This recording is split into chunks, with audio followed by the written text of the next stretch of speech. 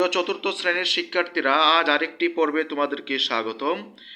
আজ তোমাদের গণিত বইয়ের 7 নম্বর পৃষ্ঠার কমার ব্যবহার আমরা শিখে নিব। দেশীয় রীতিতে কমার ব্যবহার এবং আন্তর্জাতিক রীতিতে কমার ব্যবহার শিখে নিব।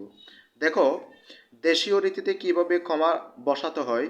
প্রথম 3 অঙ্ক পর কমা বসাতে হবে, এর পর পর যতগুলো সংখ্যা থাকবে 2 অঙ্ক পর পর কমা বসাতে হয়। ঠিক এখানে যেভাবে কমা বসানো হয়েছে সেভাবে। আন্তর্জাতিক রীতিতে একটু ভিন্ন। প্রথম 3 অঙ্ক পর কমা বসবে, এর পর পর যত সংখ্যা থাকবে 3 অঙ্ক পর পর কমা বসবে। তাহলে আজ আমরা দেখে নিই যে নিচে 7 নম্বর পৃষ্ঠার নিচে 1 নাম্বার একটি প্রশ্ন দেওয়া আছে।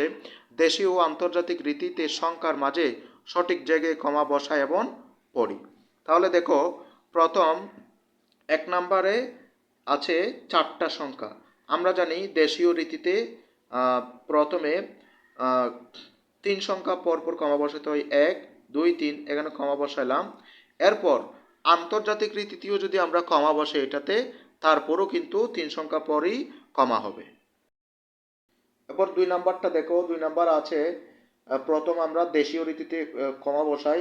দেশীয় রীতিতে প্রথম 3 সংখ্যা পর কমা, এরপরে 2 সংখ্যা পর কমা বসাই, আর নাই।